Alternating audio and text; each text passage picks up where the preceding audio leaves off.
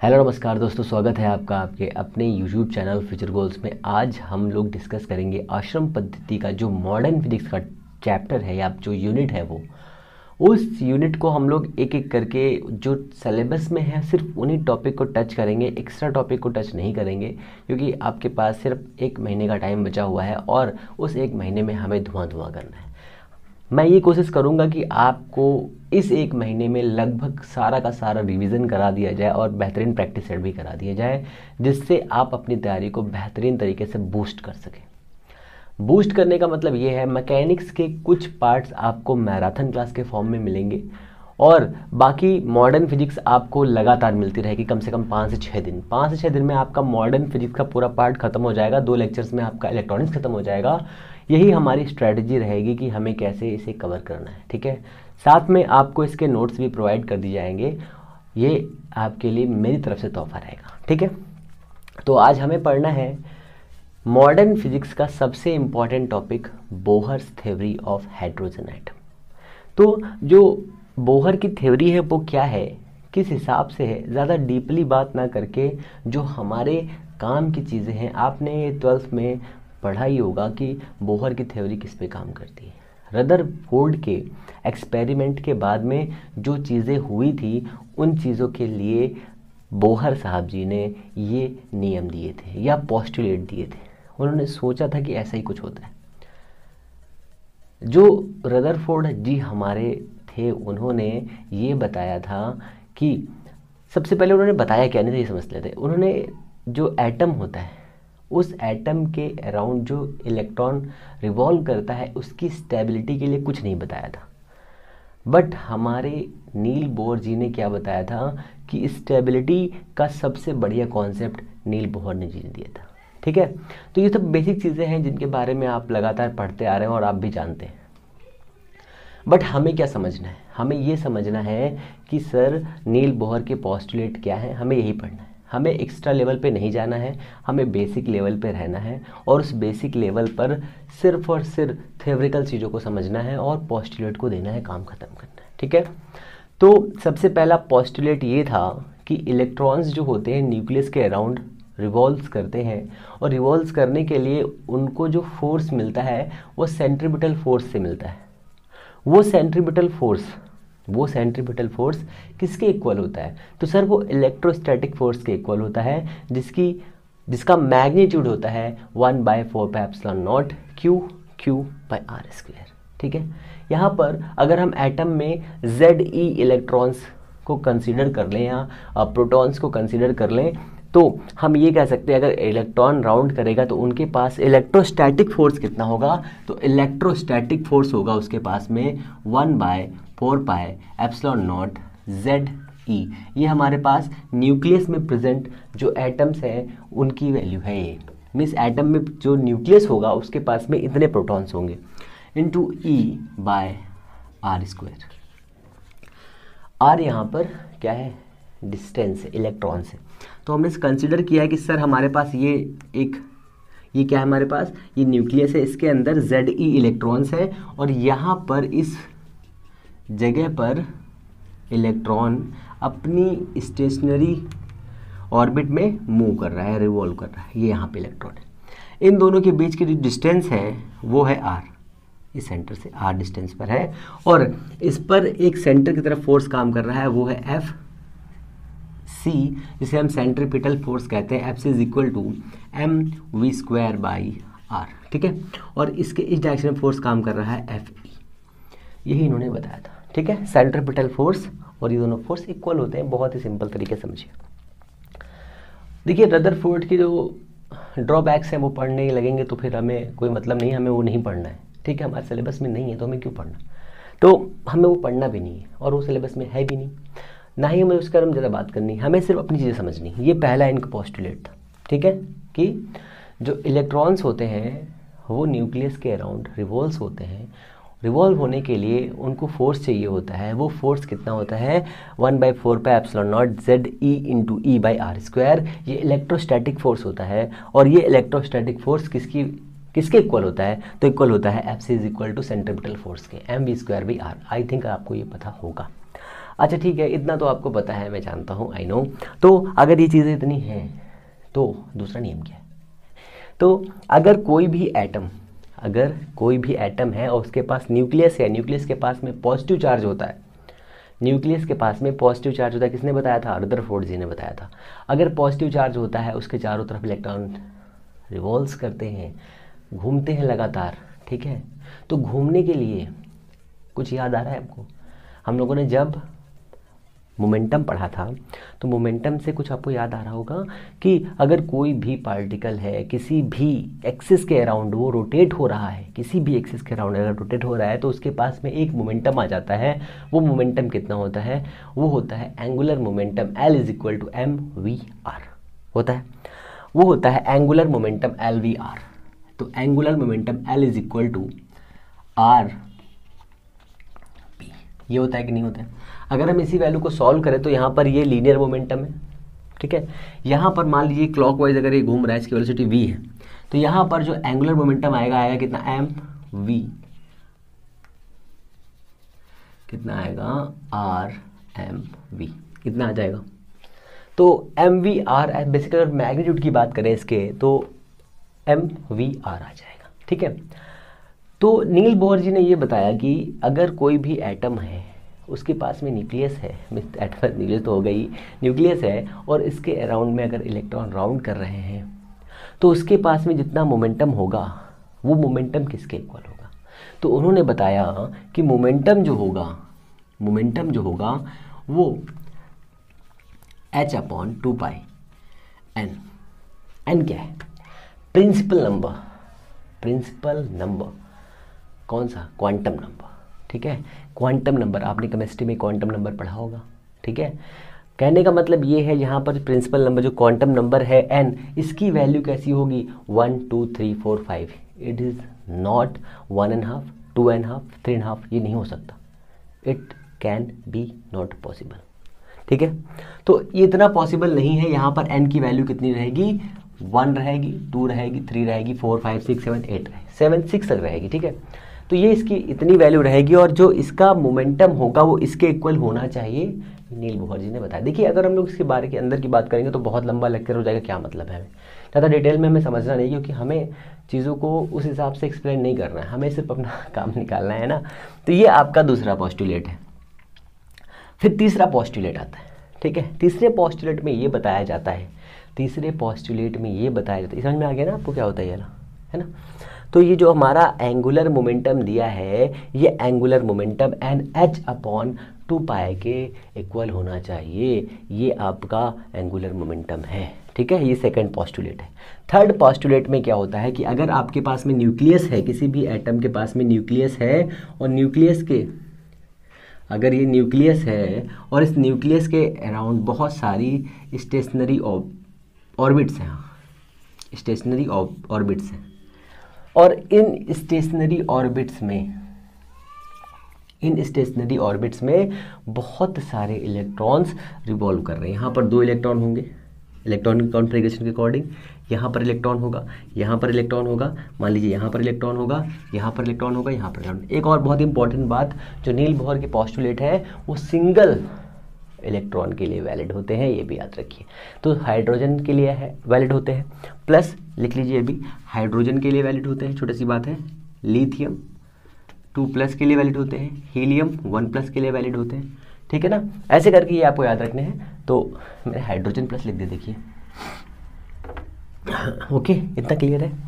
अगर कोई भी एटम जो ये ऐसा दिया हुआ है, इसके अराउंड में इलेक्ट्रॉन राउंड कर रहे हैं, तो अगर ये वाला एटम दिया है और अगर इस वाले इलेक्ट्रॉन को हम यहाँ से एनर्जी देते हैं तो ये अपनी ऑर्बिट को छोड़ के यहाँ जाएगा, अपनी इस वाली स्टेशनरी ऑर्बिट को छोड़ के यहाँ जाएगा और इस वाली ऑर्बिट में पहुँचेगा, 10⁻⁻8 सेकेंड रुकेगा और ये जब वापस आएगा तो जितनी एनर्जी इसने ऑब्जर्व करी थी उतनी ही एनर्जी ये इमिट कर देगा, hν, ठीक है।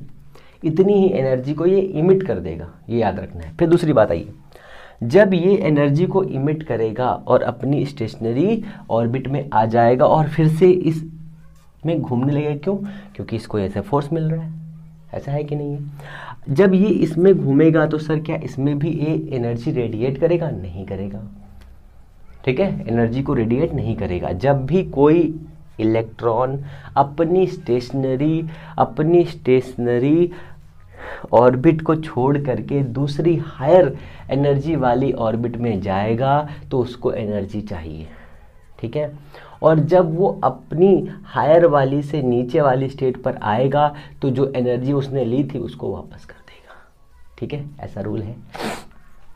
तो ये बेसिक से 3 पोस्टुलेट थे, किसके? हमारे चाचा जी के तो कौन चाचा थे? हमारे चाचा नील बोहर जी, ठीक है। तो ये आपको ऐसे याद रखना है, इसमें कोई बहुत बड़ी चीज़ नहीं है कि आपको इसको थोड़ा सा दिमाग लगाना हो। आप लोगों ने 12th में पढ़ा हुआ है, फिर ग्रेजुएट हो चुके हैं, फिर मास्टर्स बन चुके हैं और अब फाइनली आप मेंस का एग्ज़ाम दे रहे हैं, तो आपको ये चीज़ें पता होंगी मेरे हिसाब से। हालांकि मैंने आपको एक क्विक रिवीजन दे दिया है जिससे आप इन चीज़ों को क्लियरली समझ सकें। मैं इसके आगे चलता हूँ, जो आपके सिलेबस में और भी चीज़ें बहुत सारी हैं। सॉरी, मेरा गला बहुत ख़राब है और कई दिन से मेरे गले का भरता निकला हुआ है और मेरे इसका ही भरता लग रहा निकल गया है,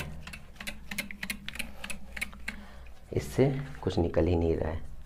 स्ट्रीम हो गया, स्प्रे हो गया, ऑफ हो गया और ये क्या हो गया है? स्प्रे हो गया। अभी काम कर रहा है, कुछ प्रॉब्लम हो गई है, सम प्रॉब्लम। चलो कोई दिक्कत नहीं, प्रॉब्लम का नाम ही ज़िंदगी है sir.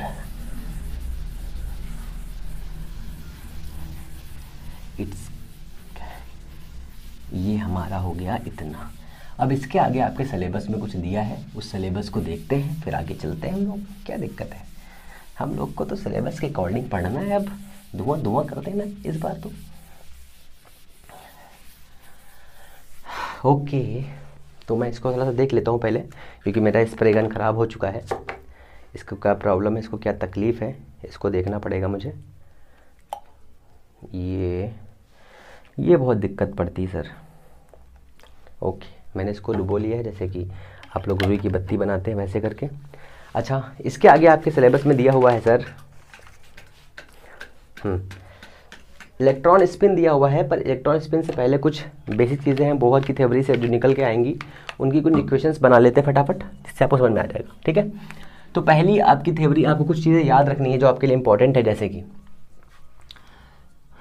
MV/R is equal to NH/2π। ये फॉर्मूला आपको याद रखना है, ठीक है। इस फॉर्मूले के साथ में आपको फोर्स की वैल्यू याद रखनी है, साथ में आपको पोटेंशियल एनर्जी याद रखनी है। तो पोटेंशियल एनर्जी कितनी हो जाएगी? 1/4πε0 ZE/R। तो यहाँ पर RN होगा फॉर nth, ठीक है, ये आपका इतना हो गया। फिर एक फॉर्मूला याद रखना है, F is equal to 1/4πε0 ZE²/RN² is equal to MVN/RN²। यहाँ पर ये n है, मीन्स इसका मतलब समझ लो ध्यान से, ये हमारा न्यूक्लियस है। इस न्यूक्लियस के चारों तरफ ये इलेक्ट्रॉन है जो रिवॉल्व हो रहा है। इसकी रेडियस, इस सेंटर से इसकी रेडियस है RN और ये VN वेलोसिटी से मूव कर रहा है। तो उसके लिए जो एंगुलर मोमेंटम है L is equal to this, ये कुछ ऐसा होगा।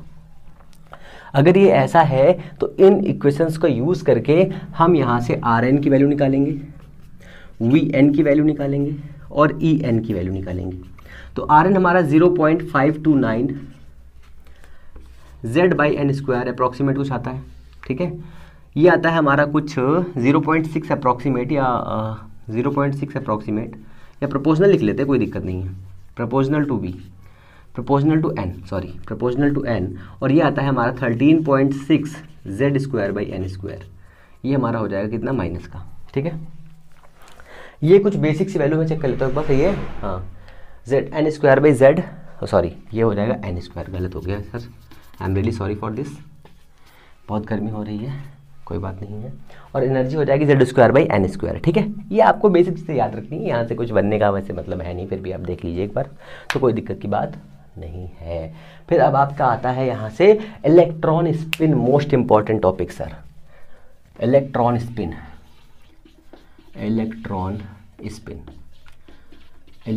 स्पिन, ठीक है। तो सर इलेक्ट्रॉन स्पिन क्या होता है, इलेक्ट्रॉन स्पिन क्या होता है, तो अगर थोड़ा सा दिमाग लगाए तो आपको समझ में आ जाएगा, ठीक है। तो सबसे पहले चलिए थोड़ा सा इसका रिकैप कर लेते हैं कि इस इलेक्ट्रॉन स्पिन जो होता है वो एक्चुअल में कैसे काम करता है। तो इलेक्ट्रॉन स्पिन के लिए आप ये सोचिए कि अगर आपके पास कोई एक सोलर सिस्टम है, या हमारा ही सोलर सिस्टम जो है, उस हमारे सोलर सिस्टम में सन है, सन के अराउंड अर्थ रोटेट होती है, ठीक है। जब अर्थ रोटेट होती है तो वो अपने एक्सिस पे भी घूमती है, स्पिन होती है, और उसके साथ में वो सन के चारों तरफ भी चक्कर लगाती है, ऐसा है कि नहीं है। तो यही कॉन्सेप्ट सोच करके कुछ ऐसे सिस्टम बनाए गए कि आपके पास में न्यूक्लियस है, इस न्यूक्लियस के अराउंड जो यहाँ पर ये हमारा इलेक्ट्रॉन है, ये लगातार रोटेट भी हो रहा है, ये इलेक्ट्रॉन है, और ये अगर इसकी एक्सेस है तो इस एक्सेस के अराउंड ये ऐसे रोटेट भी हो रहा है, क्लॉकवाइज और एंटी क्लॉकवाइज और एंटी क्लॉकवाइज, ऐसे। जब ये क्लॉकवाइज रोटेट होगा तो इसकी स्पिन होगी +1/2, और जब ये एंटी क्लॉकवाइज होगा तो इसकी स्पिन होगी -1/2। अब यहाँ पर माइनस कर लो, यहाँ पर एंटी क्लॉक है, यहाँ पर प्लस है, ठीक है। तो ये इसका बेसिक सा फंक्शन है जो स्पिन के अकॉर्डिंग काम आता है, ठीक है। तो हमने ये कंसीडर किया है कि अगर आपके पास में कोई भी एक एटम है, उसके अराउंड में अगर इलेक्ट्रॉन लगातार घूम रहा है, जैसा कि यहाँ हम लोगों ने देखा था बोहर्स थ्योरी में, वैसे ही अगर ये अराउंड इसके चारों तरफ घूम रहा है, ये न्यूक्लियस है, तो यहाँ पर ये इलेक्ट्रॉन ऐसे तो घूमेगा ही घूमेगा, साथ में ये अपना खुद भी स्पिन करता रहेगा इस टाइप से। जब ये ऐसे घूमेगा तो इसके पास एक एंगुलर मोमेंटम हो जाएगा, वो एंगुलर मोमेंटम हो जाएगा L = mvr = nh/2π। ये तो इन सर ने बताया था, सर दूसरा वाला कहाँ है? तो दूसरा वाला ये है कि पहला इनके पास जो स्पिन होगा वो खुद का स्पिन मीन्स सेल्फ, मीन्स अपनी एक्सिस पर लगातार घूमता रहेगा और आगे बढ़ता रहेगा, मीन्स ऐसे ऐसे घूमता रहेगा और आगे बढ़ता रहेगा, और एक कंप्लीट साइकिल को कंप्लीट कर लेगा, ठीक है। तो ये इनका बेसिक सा मोमेंटम है। अब इस मोमेंटम को हम दो टाइप से डिफाइन कर सकते हैं, इसके पास कौन कौन से मोमेंटम है? एक इसके पास स्पिन मोमेंटम है, स्पिन का मोमेंटम इसके पास में, स्पिन मोमेंटम। और दूसरा कौन सा है? दूसरा इसकी ऑर्बिट में घूमने के लिए एक मोमेंटम है, तो एक हो जाएगा ऑर्बिटल मोमेंटम, ठीक है। बहुत ही सिंपल है, कुछ नहीं है। तो इस वाले के लिए जो इसके पास मोमेंटम होगा वो हो जाएगा हमारा स्पिन के लिए h/2π, और इसके लिए हो जाएगा हमारा मोमेंटम, क्या लिख लूँ बताओ? स्पिन मोमेंटम, तो लिख लेता हूँ LS = दिस, और ये है ऑर्बिटल LO = NH/2π, ठीक है। यहाँ पर इस n की जगह पर हम लोग L भी ले सकते हैं, जहाँ पर L क्या है? एजीमुथल नंबर, जो आप लोग क्वांटम नंबर्स में पढ़ते हैं, अब हम लोग इसके आगे चलते हैं। तो आगे हम लोग देखेंगे क्या? Pauli's exclusion principle. तो पाउलीज एक्सक्लूजन जो प्रिंसिपल है वो कैसे काम करता है, सबसे इम्पॉर्टेंट चीज़ ये है, ठीक है। तो सबसे इम्पॉर्टेंट चीज़ के बारे में हम लोग समझते हैं कि किसी भी जो एटम होता है उसके पास न्यूक्लियस होता है, मैं कितनी बार रिपीट कर चुका हूँ। तो किसी भी एटम के दो इलेक्ट्रॉन्स के जो क्वांटम नंबर्स होते हैं वो सेम नहीं हो सकते, ठीक है। यही बस छोटा सा नियम है। फॉर एग्जांपल, जैसे कि हमने कहा सर हमें 1s2 या हमें 2s2 का चारों क्वांटम नंबर्स आप बता दीजिए, तो हमारे पास में n = हो गया 2 भैया, n1, n2 = हो गया 2, दो क्वांटम नंबर है ना, हमने n1 n2 मान लिया, ठीक है।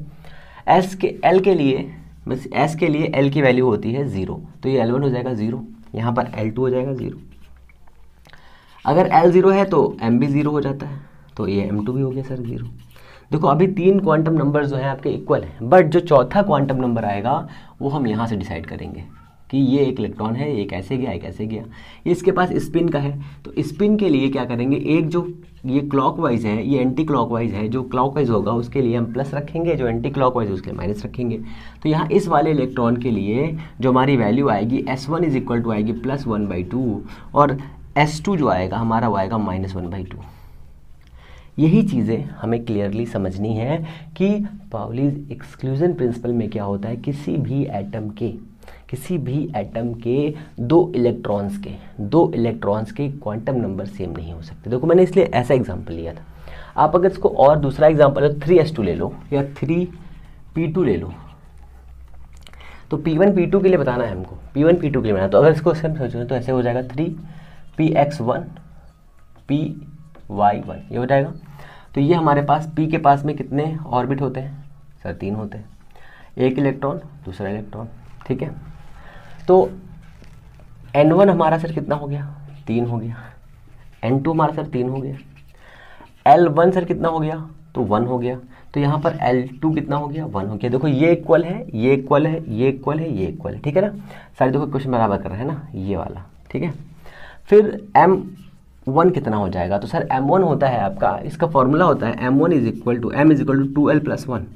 इतनी वैल्यू होनी चाहिए हमारे पास इतनी वैल्यू होनी चाहिए, 2L+1। तो L कितना है, 1 है, तो वैल्यू कितनी आएंगी, 3। तो +1 0 -1, यहाँ पर माइनस कर लो, लेफ्ट साइड में माइनस लेगा तो माइनस ले लो, माइनस का लेफ्ट, ये प्लस का 1, ठीक है ना। तो पहले इलेक्ट्रॉन की बात हो रही है, तो यहाँ पर M1 कितना हो जाएगा, -1, और S1 कितना हो जाएगा, प्लस का 1/2, ठीक है।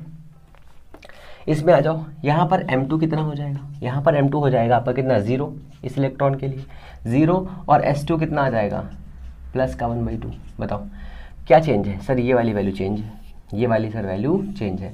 बस यही आपको याद रखना है, बस आपको यही याद रखना है एक्सक्लूसिव प्रिंसिपल में। और क्या करोगे, यही तो है, और कुछ तो था ही नहीं उसमें कुछ, ठीक है ना। आगे चलते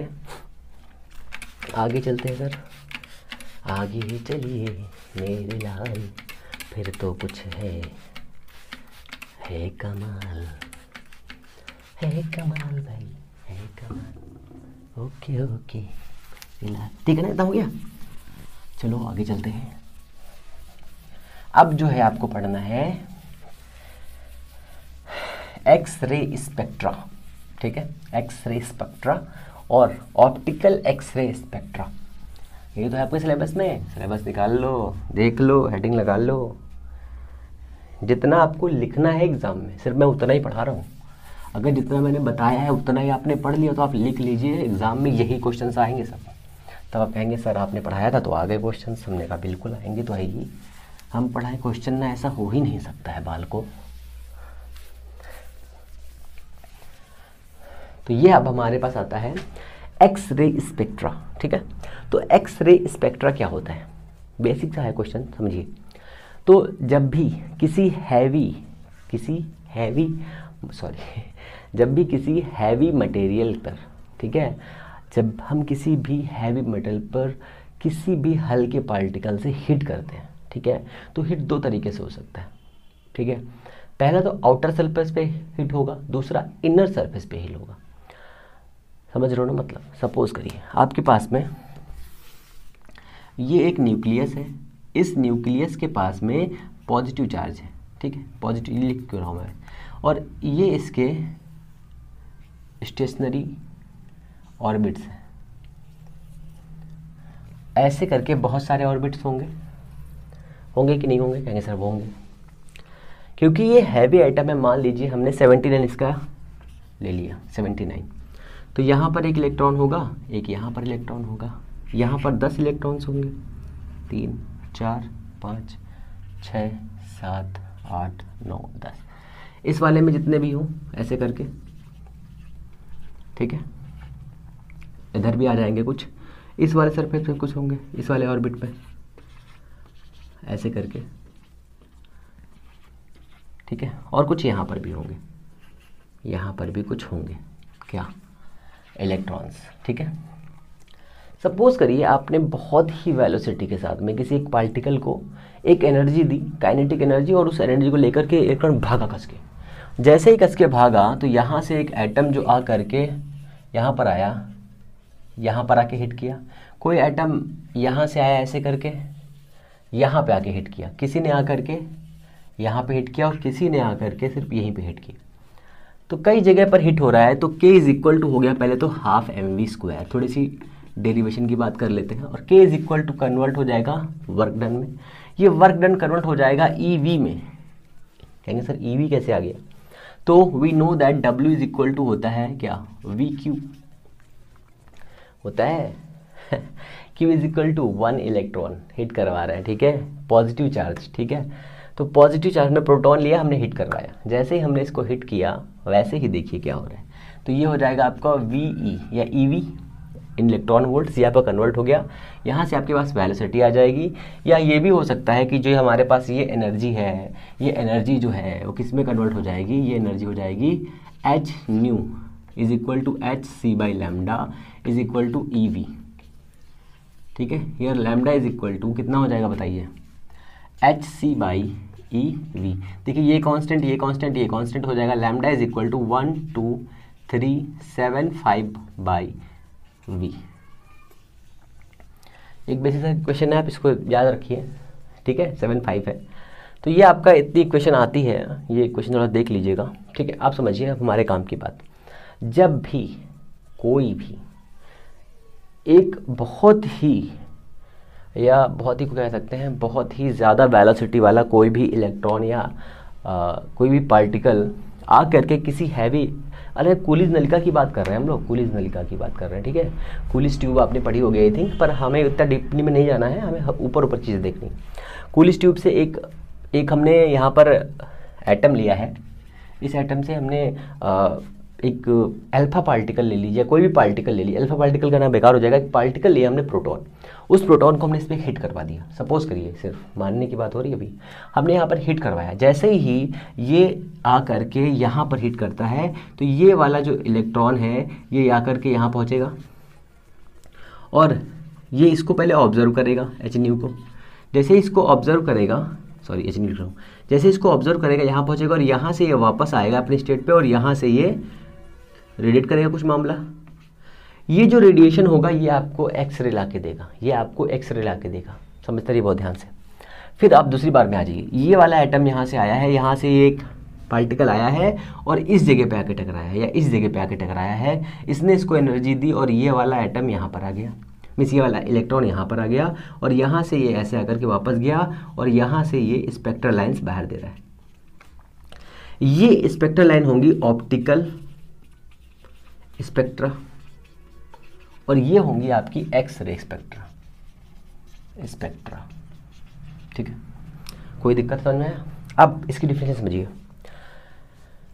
जब भी कोई पार्टिकल किसी भी हैवी मटेरियल से आकर के टकराता है, टकराने के साथ में जब भी कोई पार्टिकल हैवी मटेरियल से टकराता है और इनर ऑर्बिट में देखो इनर ऑर्बिट है कि नहीं है, मैक्सिमम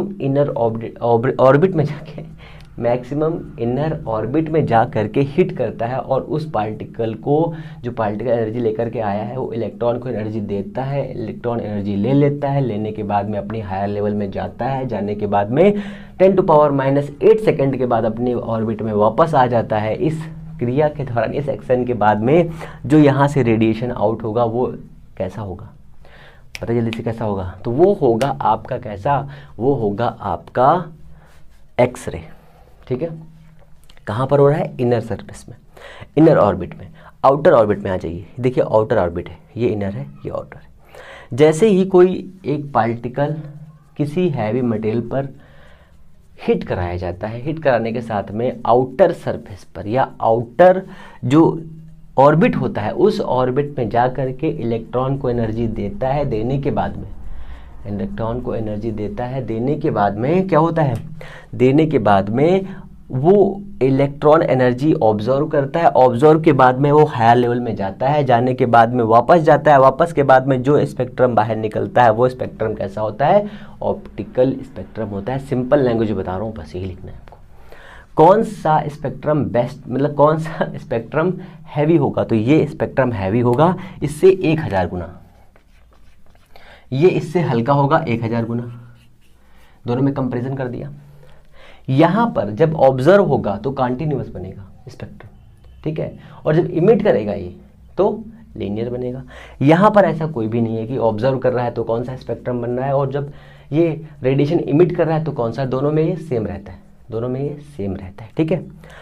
और सबसे इम्पॉर्टेंट चीज़ इसमें कि ये है कि ये जो होता है, जो एक्स रे स्पेक्ट्रम मिलता है हमें हैवी मटेरियल से मिलता है, और सबसे इम्पॉर्टेंट इसमें दो टाइप के एक्स रेज मिलते हैं, एक हार्ड एक सॉफ्ट, ठीक है। और ऑप्टिकल में भी क्या मिलता है हमें, ये इससे हल्का मिलता है, ये ऑप्टिकल स्पेक्ट्रम होता है, ठीक है। ये इससे 1000 टाइम्स लो होता है, ये हाई होता है, ठीक है। ये इनर सरफेस पे बनता है, ये आउटर सरफेस पे बनता है, यही इसके कुछ क्या कहते हैं इसको डिफरेंस है, ठीक है ना। इतना क्लियर है, अब इसको साफ करें।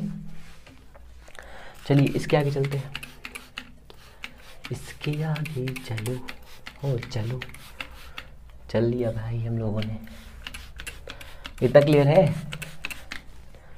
कहेंगे सर वेरी वेरी क्लियर है। अब आता है आपका, अब क्या आता है, आई थिंक आपके सिलेबस में है स्पेशियल, स्पेटियल है कि स्पेशियल है, आई थिंक स्पेशियल है, स्पेटियल आपके पास में है। इसके बाद में स्पेटियल क्वांटाइजेशन है, ठीक है। तो क्वांटाइजेशन का मतलब पता है आप लोगों को क्या होता है? अगर हम क्वांटाइजेशन की बात करें तो क्वांटाइजेशन उसे कहते हैं जिसमें हम किसी भी इलेक्ट्रॉन को उसके सिर्फ और सिर्फ एक फॉर्म में डिवाइड कर सकते हैं। वो होता है 1 electron, 2 electron, 3 electron, 4 electron, 5 electron, ठीक है। तो ये हमारा इतना हो गया सर, ओके है इतना? कहेंगे जी सर ओके है, नथिंग एल्स। अब आइए इसके आगे आपका सिलेबस दिया है स्पेटियल कॉन्जुगेशन, ठीक है। अब आपका टॉपिक है स्पेशियल क्वांटाइजेशन,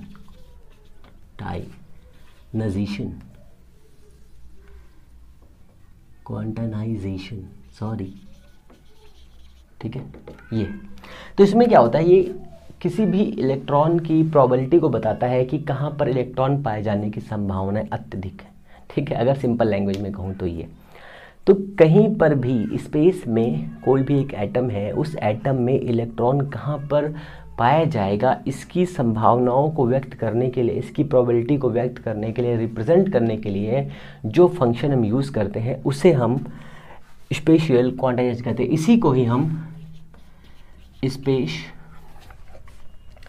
क्वांटाइज कहते हैं, ठीक है ना,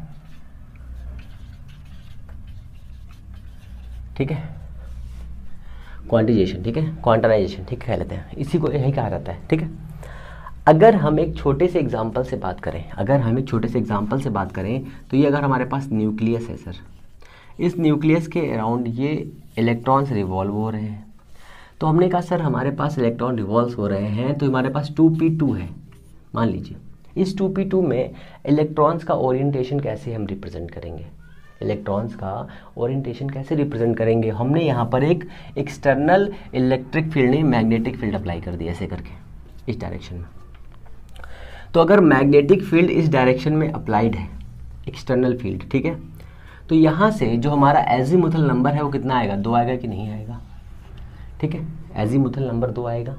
तो स्पेस है, मान लीजिए ये पूरा का पूरा स्पेस है हर जगह पर, और इस स्पेस में आपको एक इलेक्ट्रॉन दिया जाता है, एक एटम दिया जाता है, और आपसे पूछा जाता है कि सर बताइए कि कहाँ पर इलेक्ट्रॉन है, उसकी प्रोबेबिलिटी बता सकते हैं क्या आप? तो अगर हमें प्रोबेबिलिटी की बात करनी होगी तो हम कैसे बात करेंगे, हमने एक एक्सटर्नल इलेक्ट्रिक फील्ड अप्लाई करी और चेक कर रहे हैं कि कहाँ पर क्या होगा। तो L इजिकल टू, अगर 2 हमारे पास में है, L की वैल्यू अगर 2 है तो यहाँ पर हमारे पास में मोमेंट कितने हो सकते हैं, हम मोमेंट कैलकुलेट करेंगे। तो मोमेंट आपको पता है M इजिकल टू होता है 2L+1। जैसे ही हमने मोमेंट को फाइंड कर लिया तो मोमेंट है हमारे पास 5, और P का ओरिएंटेशन कुछ ऐसा होता है 1 2 3 4 5 और 6, इस टाइप से। वैल्यू कितनी आई है 5, तो यहाँ पर हो गया प्लस का 1 0, कुछ और ओरिएंटेशन हो गया भाई, ये हम M की वैल्यू फाइंड करें, सॉरी कुछ ऐसा होगा, ठीक है। ये कुछ मैं गलत बना रहा हूँ, ये P नहीं होना चाहिए था, ओनली 2 है। अगर 2 इलेक्ट्रॉन्स दिए हैं, L इजिकल टू 2 दिया हुआ है ना, अगर एल की वैल्यू 2 दी हुई है तो कुछ ऐसा हो जाएगा, नहीं हो जाएगा? तो 1 2 3 4 1 5, हाँ ये कुछ ऐसा हो जाएगा, 2 2 4 1 5, हाँ ठीक है, 1 2 3 4 5, तो यह कितना हो जाएगा? -2 -1 0 प्लस का 1 प्लस का 2, इतनी वैल्यू हो जाएंगी अगर। तो यहाँ पर वैल्यू कितनी आएगी? 0, फिर यहाँ आएगी +1, यहाँ आएगी +2, तो 0 + 1 + 2, यह आएगा -1, यह आएगा -2। तो अब जो हमारा एटम है, जो हमारा एटम है, उस एटम के पास में जो इलेक्ट्रॉन्स पाए जाने की प्रोबेबिलिटी होगी वो कितनी हो सकती है? सोचिए, एक ये और एक ये और -2 है, तो यहाँ पर रहेगी। तो एक यहाँ पर हो सकता है, एक यहाँ पर हो सकता है, एक यहाँ पर हो सकता है, एक यहाँ पर हो सकता है, और एक वाली तो हमने गलत बना दी है, ये वाली, ठीक है ना। एक ये वाला यहाँ पे हो सकता है, एक ये वाला यहाँ पे हो सकता है। तो इस ओरिएंटेशन के अकॉर्डिंग हम यहाँ पर इलेक्ट्रॉन को फाइंड कर सकते हैं, ठीक है। तो टॉपिक है स्टर्न-गरलैच एक्सपेरिमेंट। तो जैसा एक्सपेरिमेंट आप सोच रहे हैं, उस एक्सपेरिमेंट के बारे में ही बात करेंगे, क्योंकि एक्स्ट्रा बात करने के लिए सर टाइम नहीं है, और हम लोग इस बारे में बात करेंगे कि एक्सपेरिमेंट क्यों किया गया। तो सबसे पहले बस 2 लाइनें बोलूँगा कि एक्सपेरिमेंट इसलिए किया गया कि जो पुराने मॉडल थे हमारे सोमरफील्ड और बोहर के जो मॉडल थे एटम के लिए, वो मॉडल फेल थे, या बहुत सारे इफ़ेक्ट्स को वो क्लियरिफाई नहीं कर पा रहे थे, जैसे कि आपका ज़ीमान इफ़ेक्ट और स्टार इफ़ेक्ट। इस टाइप के इफ़ेक्ट्स को वो क्लियर नहीं कर पा रहे थे, इसलिए इन इफ़ेक्ट्स को क्लियर करने के लिए वेक्टर एटॉमिक मॉडल आया है। वो मॉडल आया नहीं, मतलब आया था वो मॉडल, और उसके साथ में ये एक्सपेरिमेंट, ठीक है। मॉडल हम लोग बाद में पढ़ेंगे, पर मॉडल की बहुत सारी चीज़ें यहीं पे क्लियर हो जाएंगी, मॉडल की बहुत सारी चीज़ें यहीं पे क्लियर हो जाएंगी। बस कुछ छोटी सी बातें हैं जिन्हें आपको समझना होगा और जिन्हें आपको जानना होगा, बस, बाकी कुछ नहीं है, इसमें बहुत ईजी है। तो इसमें क्या है, आपके पास में एक सिल्वर का एटम होगा, या आपके पास में एक सिल्वर होगा, उस सिल्वर की फॉइल में, उस सिल्वर को फॉइल को कह सकते हैं, या फिर हम ऐसे कह सकते हैं कि हमने सिल्वर लिया, पीस लिया सिल्वर का, और उसको एक ओवन में रख दिया और उसको आग लगा दी। जैसे ही ओवन में आग जलाएंगे, या इलेक्ट्रिकल ओवन होगा, उसे हीट देंगे, हीट देने से जो हमारा सिल्वर मटेरियल होगा वो पिघलना स्टार्ट हो जाएगा। जैसे ही वो पिघलना स्टार्ट करेगा, पिघलने से ही उसमें से उसकी वेपर बाहर निकलने लगेगी। जब वेपर बाहर निकलने लगेगी तो हम उसके अंदर जो बना हुआ कंटेनर है, जिस कंटेनर में हमने उसको रखा है, उस कंटेनर को ही साइड में रख करके उसके ही प्लेट, मतलब लेड ले लीजिए, लेड के प्लेट लगा देंगे बीच में, और जहाँ से जो उसकी वेपर निकलेगी वो एक स्ट्रेट लाइन में निकले। मैं चित्र बनाता हूँ तो समझ जाएगा। तो हमारे पास में एक कंटेनर है, कहेंगे सर ये कंटेनर कैसा है, तो ये कंटेनर ऐसा है, ठीक है। और ये कंटेनर नहीं, ये हमारा ओवन है, ओवन, ठीक है।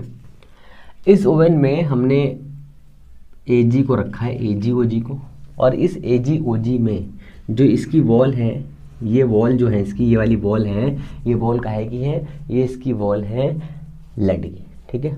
इस लेड की वॉल से जैसे ही हमने इसको हीट किया तो इसकी वेपर ऐसे निकलेगी, ठीक है। हमने कुछ सिस्टम ऐसा किया कि इसकी वेपर ऐसे से निकलने लगे बाहर। जैसे ही बाहर निकलना स्टार्ट करती है, हमने यहाँ पर लेड के 2 स्लिट लगा दिए। अच्छा, स्लिट क्यों लगाए? हम ये चाहते हैं कि ये जो फालतू का हमारा वेपराइजेशन है, ठीक है, जो हमने वेपर बनाया है, ये वेपर कहीं एक्स्ट्रा जगह पे ना जाए, ये सीधी सीधी लाइन में निकले, इसलिए हमने इसको यहाँ पे लगाया कि ये बिना डिफ्लेक्ट हुए सीधे निकले, ऐसे करके, ठीक है। ये प्लस S1, ये S2, ऐसे करके यहाँ भी लगा सकते हैं चाहे तो। फिर क्या करेंगे, फिर यहाँ पर एक प्लेट लगाएंगे। इस प्लेट पर हम देखेंगे ये सीधे आकर के इस पर हिट करेगी और हमें यहाँ पर कुछ स्पेक्ट्रल लाइन मिलेंगी, ठीक है। अभी तो ध्यान समझो, हमने यहाँ पर कुछ नहीं लगाया। अब हम क्या करेंगे, इस वाली प्लेट को हटाएंगे और यहाँ पर एक हम मैग्नेट लगाएंगे। ये मैग्नेट हो गया N, दूसरा मैग्नेट हो गया हमारा ये S मैग्नेट। इसकी वजह से यहाँ पर एक बनेगी स्ट्रॉन्ग मैग्नेटिक फील्ड। ये जो हमने मैग्नेट लिया है, ये मैग्नेट कैसा है, ये मैग्नेट कैसा है, तो ये शार्प एज वाला मैग्नेट है। तो इसकी मैग्नेटिक फील्ड लाइन देखो पहले कैसे बनेगी।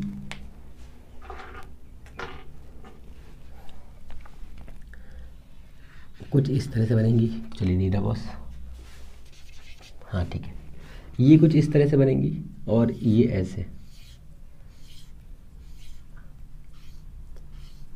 ये इसकी मैग्नेटिक फील्ड लाइंस है। ठीक है, ये इसकी मैग्नेटिक फील्ड लाइंस हैं और इस लाइन में ये इसकी बीम ऐसे जा रही है। ठीक है, इस बीम को जब यहाँ से हम पास करवाते हैं और यहाँ पे अपनी स्क्रीन लगवाते हैं, स्क्रीन। ठीक है, अब ये कौन सी स्क्रीन होगी? कोई प्लेट होगी। ठीक है, कोई भी प्लेट हो सकती है, जैसे कि आप जो भी प्लेट प्रेफर कर सकें जिस पर आप इसके इफ़ेक्ट को शो कर सकें या देख सकें। तो हम ये देखते हैं कि कुछ एटम्स इसके यहाँ पहुँचते हैं और कुछ एटम इसके यहाँ पहुँचते हैं, और जो इसका स्पेक्ट्रम होता है कुछ इस टाइप से मिलता है हमको। ठीक है, इस टाइप से। ठीक है, तो प्रोबेबिलिटी कहाँ ज़्यादा पाए जाने की मतलब मिल रही है हमको, यहाँ पर मिल रही है, इस जगह पर इसकी प्रोबेबिलिटी ज़्यादा है। ठीक है, ये थोड़ा सा डिस्प्लेसमेंट हो रहा है। ठीक है, थोड़ा सा डिस्प्लेस हो रहा है, तो हमने कहा सर ये इतना डिस्प्लेस हो रहा है, इस डिस्प्लेसमेंट की वैल्यू हमने कहा सर ये एस है। ये इस सिस्टम से इस सिस्टम तक पहुंचने के लिए एल डिस्टेंस कवर करता है, एल डिस्टेंस, कैपिटल एल।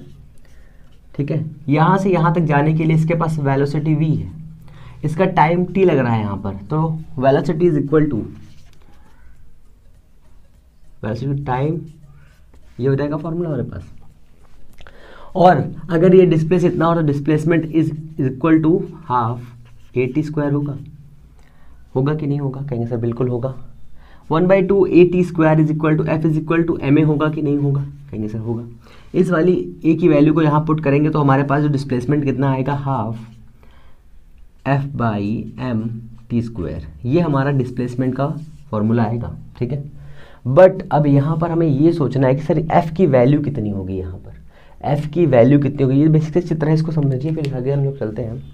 इसको आप लोग ऐसे ही देख लीजिए, बस इसमें कुछ करना नहीं, कुछ स्पेसिफिक नहीं है, कुछ स्पेसिफिक नहीं है इसमें। ठीक है, तो इसमें ज़्यादा परेशान होने की ज़रूरत नहीं। ये आपका इतना हो गया। अब मैंने आपको शॉर्ट में चीज़ें बता दी हैं, अब इसको थोड़ा लॉन्ग में समझते हैं। शॉर्ट में चीज़ें समझ चुके हैं, लॉन्ग में समझते हैं। तो शॉर्ट में जो चीज़ें थी उसी को लॉन्ग में समझने के लिए क्या करेंगे हम लोग करेंगे एक सेटिंग। तो सबसे पहले हम समझेंगे जो फोर्स लग रहा था वो फोर्स कैसे बन रहा है। तो हमारे पास में जो सिल्वर एटम दिया है उसका एटॉमिक नंबर होता है 47।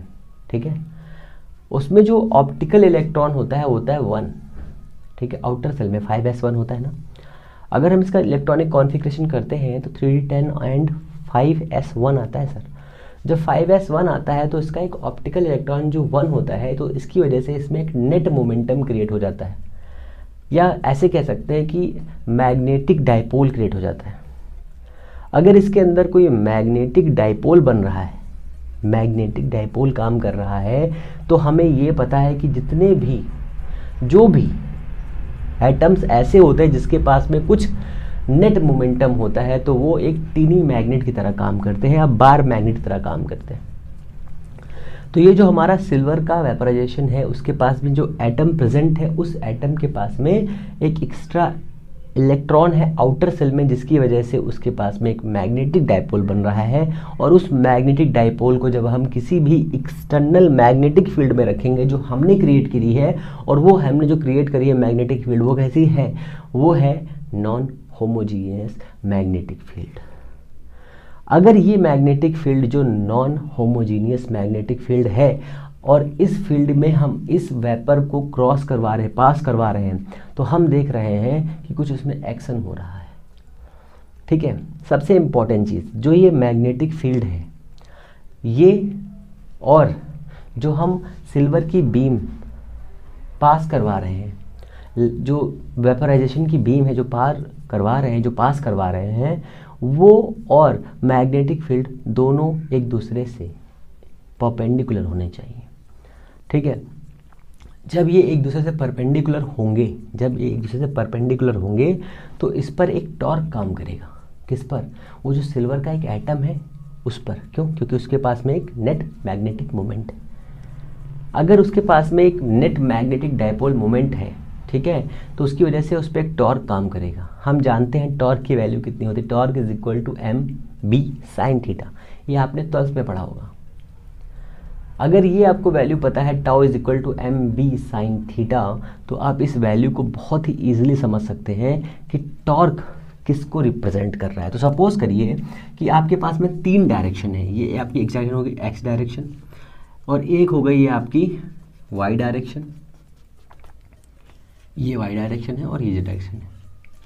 तो हमने क्या किया है, हमने एक लेज़र बीम भेजी है, ठीक है, यहाँ से हमने एक लेज़र बीम भेजी, यहाँ पर ये हमारा मैग्नेटिक फील्ड है, ठीक है, ये मैग्नेटिक फील्ड है।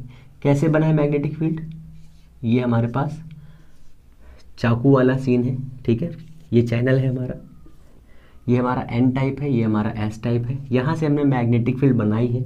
ये मैग्नेटिक फील्ड कैसी है, वेरिएबल है, डिस्टेंस बढ़ने के साथ में ये वेरी हो रही है। अगर डिस्टेंस बढ़ने के साथ में वेरी हो रही, तो हमने कहा सर छोटे छोटे पार्ट्स में कितनी वेरी होगी, तो हमने कहा ठीक है ये वाई डायरेक्शन में वेरी हो रही है। सपोज करिए ये आपका एक्स डायरेक्शन है, ऐसे जाएंगे तो एक्स, ऐसे जाएंगे तो माइनस एक्स, ये आपका वाई है, ऐसे वाई काम कर रहा है। तो जैसे जैसे छोटे छोटे डिस्टेंस पर, यहाँ पर डी वाई, एक मान लीजिए इस डिस्टेंस पर यहाँ पर मैग्नेटिक फील्ड बहुत ज़्यादा है, तो हमने कहा सर इस वाले पार्ट पर मैग्नेटिक फील्ड कितनी है बताइए, इस वाले पार्ट का नाम दिया ए, इसका नाम दिया बी, तो इसके बीच डिस्टेंस कितनी है, हमने कहा सर डी वाई है। इस छोटे से डी वाई पर मैग्नेटिक फील्ड कितनी चेंज होगी, तो इस पर चेंज होगी d B upon D y, इतनी चेंज होगी छोटे से डिस्टेंस पर।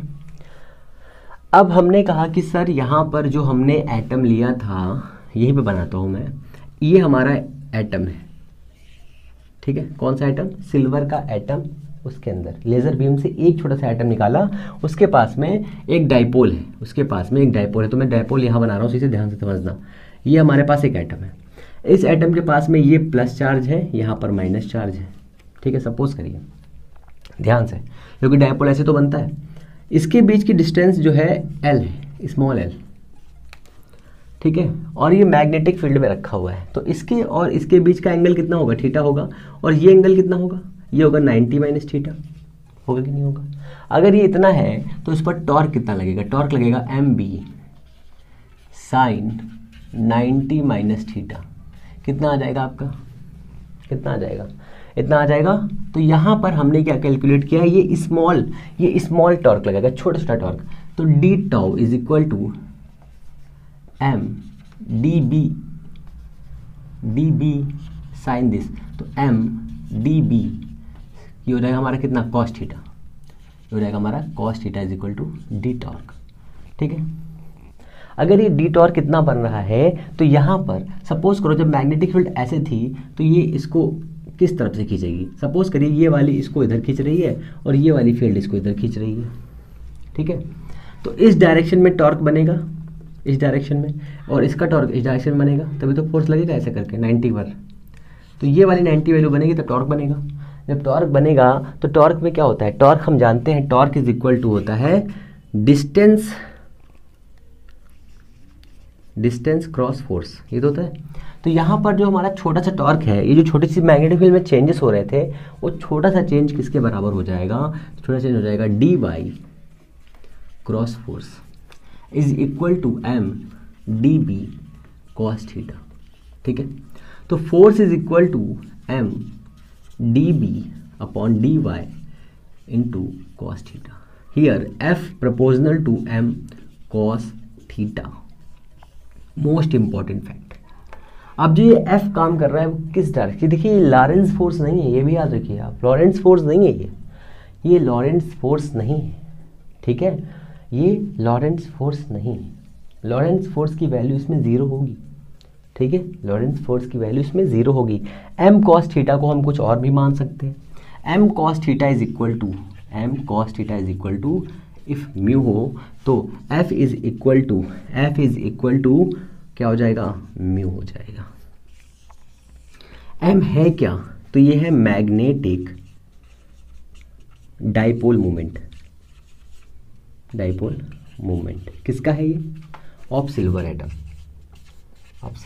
ठीक है ना, इतना है कि नहीं है। तो आपके पास में एक बेसिकली बेहतरीन फॉर्मूला जनरेट हो चुका है, वो फॉर्मूला है ये, F is equal to M D B upon D Y dot cos theta. If cos theta की वैल्यू को अगर हम वेरी करें, इस कॉस थीटा की वैल्यू को अगर हम वेरी करें, 0 कर दें, इसको 90 कर दें और इसको 180 कर दें, तो क्या होगा समझ लीजिए आप। तो कहने का मतलब क्या है, किसी भी एटम के अंदर बनने वाले मैग्नेटिक पोल्स, जो मैग्नेटिक पोल्स होते हैं, और अगर उन्हें हम एक्सटर्नल इलेक्ट्रिक फील्ड में रखते हैं तो उसके अंदर जो उसके इलेक्ट्रॉन्स का ओरिएंटेशन होता है वो थीटा पर डिपेंड करता है।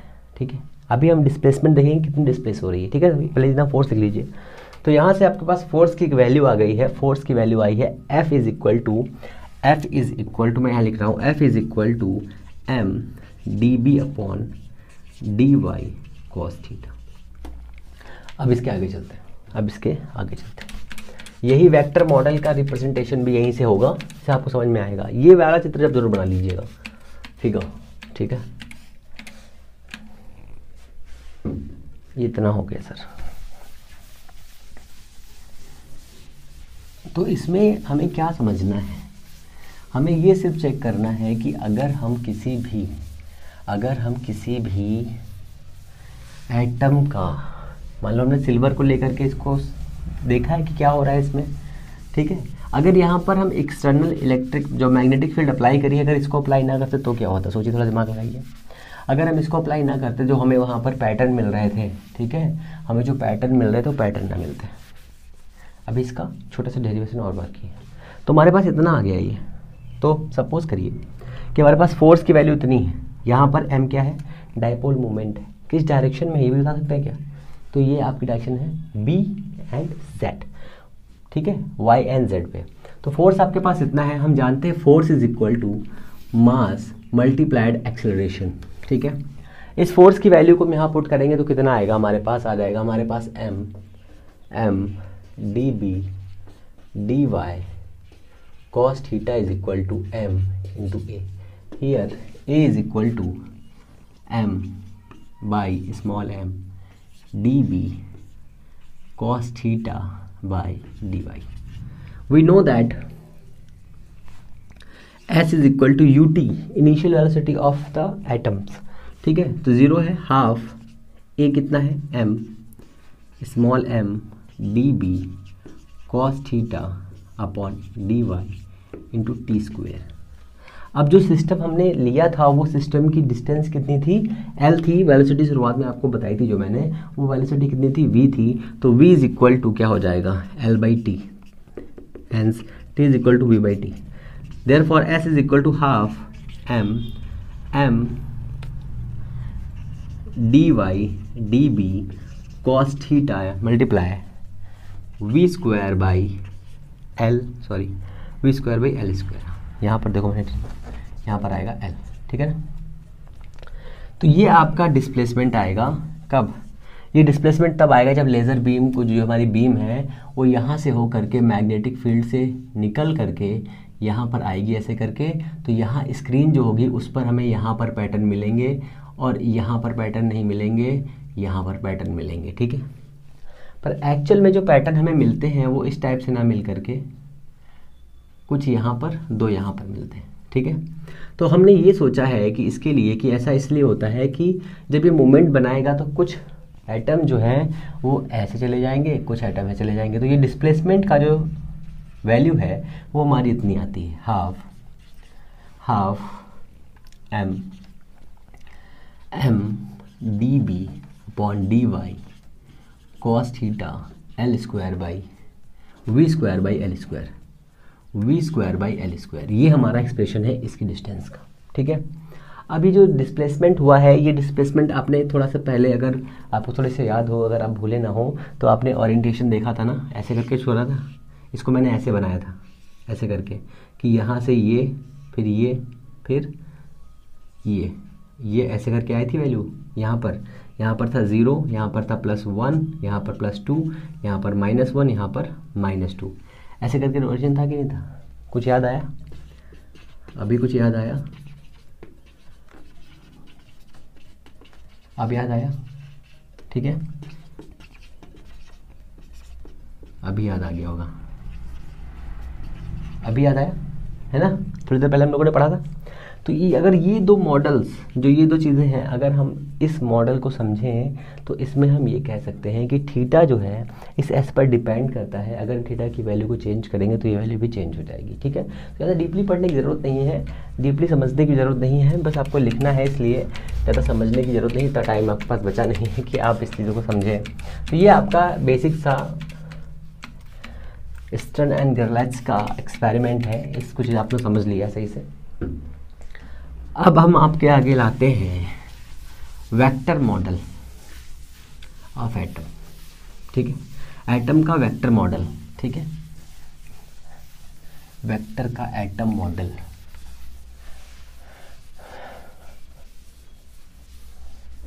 वेक्टर्स एटम मॉडल, वेक्टर का एटम मॉडल इसलिए लाना पड़ा क्योंकि बोहर और सोमरफील्ड के दोनों एक्सपेरिमेंट जो किए गए थे एटम के लिए वो फेल हो गए थे। फेल क्या हो गए, मतलब फेल नहीं थे, पर वो सही से सारे इफेक्ट्स को क्लियर नहीं कर रहे थे, इसलिए इसको लाना पड़ा, ठीक है।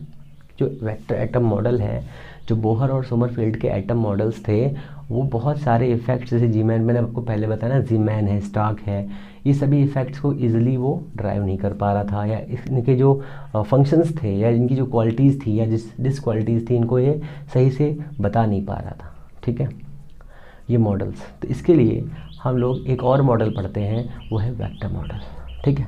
वेक्टर मॉडल में कुछ स्पेशल नहीं है, इनकी कमियों को दूर कर दिया गया और इस कमियों को दूर करके ये बताया गया कि जो इलेक्ट्रॉन, जो आपने स्पिनिंग पढ़ी थी ना, स्पिन, और जो मैंने दो नियम लिखे थे ना, पहला क्या था, पहला ये था क्वांटाइजेशन, ठीक है, इसको मैंने डीपली पढ़ा दिया है, आपको बता ही दिया है। दूसरा है आपका हाँ, स्पिनिंग इलेक्ट्रॉन, स्पिनिंग इलेक्ट्रॉन, ये भी आप पढ़ चुके हैं। तो स्पिनिंग इलेक्ट्रॉन, और ये देखिए, ये तो ओरिएंटेशन के लिए है, ठीक है। जो कोई भी एटम है उसके पास में जो इलेक्ट्रॉन कैसे वर्क करता है इसके लिए है, ठीक है, ये कैसे काम करता है, कि इलेक्ट्रॉन कहाँ पर हो सकता है, इसकी प्रोबेबिलिटी कहाँ पर है, ठीक है। तो इसके लिए ये वाला हमारा फॉर्मूला, पहला वाला स्पेशल क्वांटाइजेशन दिया हुआ। दूसरा है स्पिनिंग। स्पिनिंग इलेक्ट्रॉन्स का मतलब ये है, जैसा कि आपको पता है कि सन के अराउंड, मैं आपको पहले बता चुका हूँ, सन के अराउंड जो हमारी अर्थ रोटेट होती है वो सेल्फ भी रोटेट, स्पिन भी होती है और ऑर्बिट भी घूमती रहती है, ठीक है। तो जो स्पिन वाले में होता है, इसके पास में दो एंगुलर मोमेंटम होते हैं, एक होता है स्पिन एंगुलर मोमेंटम, एक होता है ऑर्बिटल एंगुलर मोमेंटम। इसे हम एस कहते हैं, इसे हम एल कहते हैं, ठीक है। दोनों को जोड़ दिया तो जे कहते हैं, दोनों को जोड़िए तो जे कहते हैं, ठीक है।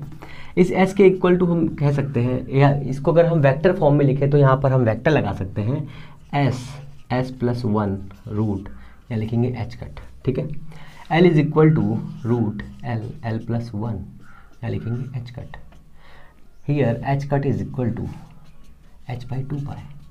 ये सब वैल्यू आपको पता है, मैंने बहुत ही पढ़ा चुका हूँ, इससे ज़्यादा बताने की कोई जरूरत नहीं। J is equal to L plus S, ये तो होता है, दोनों को ऐड कर दीजिए, टोटल एंगुलर मोमेंटम आ जाएगा, टोटल एंगुलर मोमेंटम, ठीक है, total angular momentum of this, ठीक है, इतना हो जाएगा। Here J is equal to root J plus 1 H cut. यहाँ जे की वैल्यू कितनी होगी, हो जाएगी L plus S minus 1, L plus S minus 2, ऐसे करके आप वैल्यू को बढ़ाते जाइए। हाँ देखिए, मैंने आर लिख दिया, यहाँ 2 3 4 5 ऐसे करके, ये आपका स्पिनिंग का दिया हुआ है। और जो ओरिएंटेशन बोल रहा हूँ, स्पेशल क्वांटाइजेशन का दिया हुआ है, इसके लिए एल की वैल्यू के लिए, किसी भी एक एल की वैल्यू के लिए, मान लीजिए एल की वैल्यू 2 दी हुई है, ठीक है, तो क्वांटम नंबर से हम किसी भी एटम के पास में जो प्रेजेंट इलेक्ट्रॉन्स होते हैं उनका ओरिएंटेशन कहाँ पर होता है ये फाइंड करते हैं। पर हमें उसके लिए 3 क्वांटम नंबर पता होने चाहिए, 3 1 2 एंड 3, चाहे वो एल हो, एन हो, एम हो, या फिर एन हो, एल हो, एस हो, या एन हो, एस हो, एम हो, ठीक है। इन तीनों में से कोई भी हमें क्वांटम नंबर, 4 क्वांटम में से 3 हमें पता होने चाहिए, जिससे हम इसको आसानी से निकाल सकते हैं। तो ये आपका बेसिक सा है vector atom model, Stern Gerlach experiment, और ये आपका पहला क्यूट सा वीडियो है जो आपके लिए दिया गया है ना। आप लगातार पढ़ाई करते रहिए, नोट्स आपको प्रोवाइड कर दिए जाएंगे टेलीग्राम पर। हम लोग मिलते हैं नेक्स्ट वीडियो में, तब तक के लिए नमस्कार।